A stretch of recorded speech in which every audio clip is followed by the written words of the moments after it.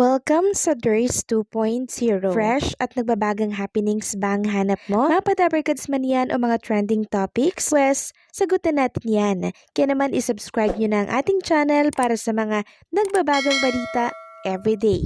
So ayun, welcome back again sa ating YouTube channel mga kadabarkads, and for today's video, ang pag-uusapan po natin ay tungkol sa mga importanteng ganap sa loob at sa labas ng Itbulaga sa TVJ and syempre sa mga dabarkads natin. So isang nakaka-good vibes na pananghalian na naman ang ating pinagsaluhan kanina. And bumungad nga sa atin etong nakaka-good vibes na outfit, na looking cool outfit ni Bossing Vic Sotto na para bang pang summer na po, no?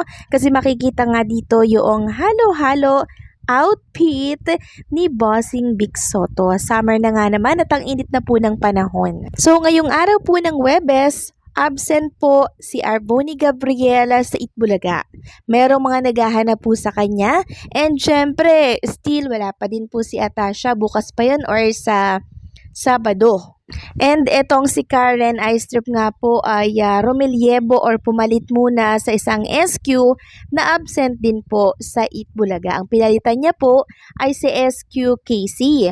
And chinek ko nga po yung kanyang Instagram story, mukhang nasa eroplano po siya. And nakita ko din po itong picture na SQ Casey na pinost po ng isang page na nagpunta po sa SQ Casey dito po sa Escobars. So makikita niyo po dyan, kasama niya po yung mga staff and crew ng naturang restaurant. Samantalang kanina naman mga kadabarkads, nagkaroon po ng hide and seek dito po sa The Porinoy The Apam Invasion na talaga namang kinagiliwan po ng mga dabarkads natin. Samantalang ang sugod bahay mga kapatid naman ay nasa Barangay 2nd District, Halahala, Rizal. And si Wally Viola po ay nasa studio. Ang nasa sugod bahay mga kapatid lang ay si Ryan Agoncillo, Jose Manalo, and Paolo Ballesteros. Samantalang may lininawin lang tayo mga kadabarkads, ang posts na to ay mula po sa Artikulo Things. March 5 po ito pinost, nakita ko lamang po kanina. And nag-cause ito ng maling sa mga isipan po ng mga tao. Napapaniwala po nila ang mga tao na totoo ang balitang ito. Wala pong pumanaw na Itbulaga host. March 5, wala pong pumanaw. Kasi nakita ko po yung reaction, 16K na reaction, 9.4K na comment at 260 po yung nag-share. Sabi niya dito, breaking news, panoorin Itbulaga host na bigla ang pumanaw. So para sabihin ko po sa lahat, wala pong pumapanaw na Itbulaga host as of today and nitong mga nakaraan. Next topic naman tayo, tungkol ito kay Atasha Mulak. Tungkol po ito sa kanyang new project na kung saan ay pinag-isipan niya po pala itong mabuti bago niya po ito tanggapin.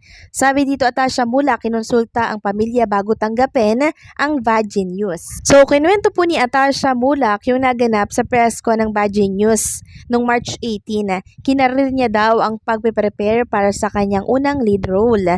As in, paulit-ulit niyang binasa daw yung script at inaral ng mabuti ang bawat anggulo ng kanyang karakter.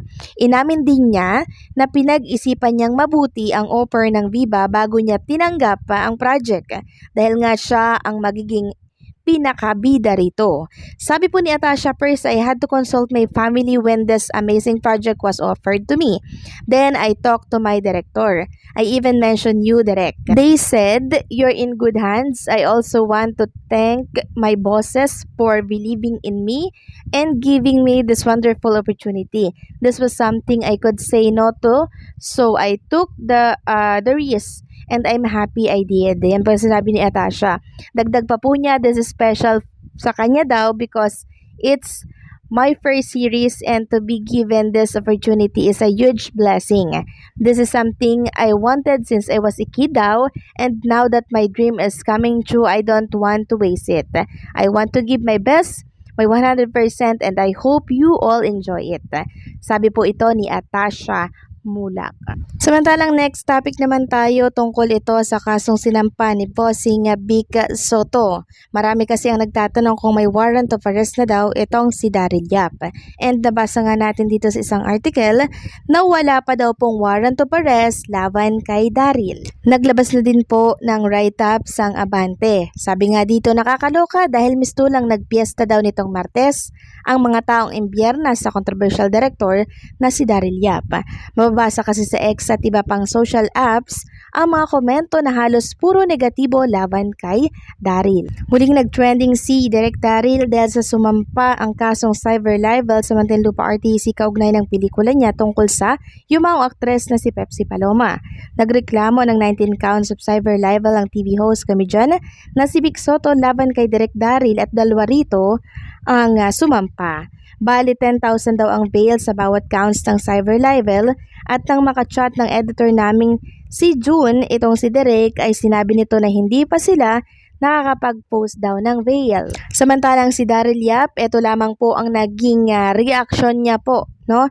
Dito po sa pahayag na hinihingi po ng ilang mga reporter and media. Ayaw niya daw pong magkomento. Samantalang makikita nga po sa inilabas na video ni Daryl Yap sa kanyang Instagram story ang mga puting bulaklak. Maging ang setup po ng table, pinakita niya din.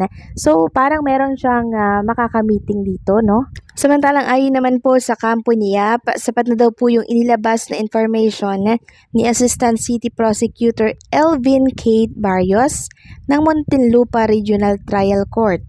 Kaya hindi na kailangan pa daw na magreaksyon ang direktor. So mahaba-habang labanan ito mga Kadaver Gods. And kaugnay nga nito, nakita rin natin itong si SARS Emmanuel and Myra Manibog na parang nagbonding sila. Hindi ko ata alam kung ngayong araw or kahapon nangyari yon. So nagkasama ulit sila, kasama po yung kanilang mga anak. Matatandaan nga po na nitong mga nakaraan, di ba, in-interview silang lahat, nagkasama-sama din sila dito po sa programa or YouTube channel ni Julius Babaw. Matatandaan din na pinagtanggol po ni SARS Emmanuel itong si Bossing Vic Soto dito po kay Direk Daryl. Kaya I'm sure maging sila ay masaya din po dahil si Bossing Vic Soto ay pinanigan po ng korte laban po dito sa controversial na movie ni Direk Daryl. So mamumulubi siya sa 35 million na bayad-danyos kay Bossing Vic Soto. And sana po magtanda na itong si DY sa paggawa po ng pelikula. I-consider niya lahat ng masasagasaan dito, hindi lamang yung kanyang pang sariling alam. Samantalang kanina naman mga Kadaver Gods, ma-share ko lang ha, si Raisa May Dizon po pala ay binuhat po kanina dyan po sa Porinoy the Apam Invasion. Tawang-tawa nga ako dito kanina, maging yung ilang mga Daver Gods na nanonood po sa kanilang mga telebisyon. Talagang kinarir po ni Kuya na buhatin ni si Raisa May. So nakakatuwa din itong segment po na Porinoy the Apam Invasion kasi nagkakaroon ng extra ganap sa loob ng naturang segment.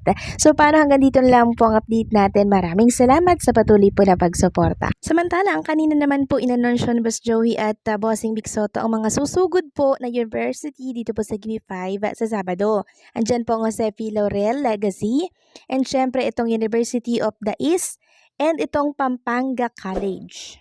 Kaya naman abangan po natin ito sa Sabado. So hanggang dito lang po ang update natin. Maraming salamat po sa patuloy na pagsuporta.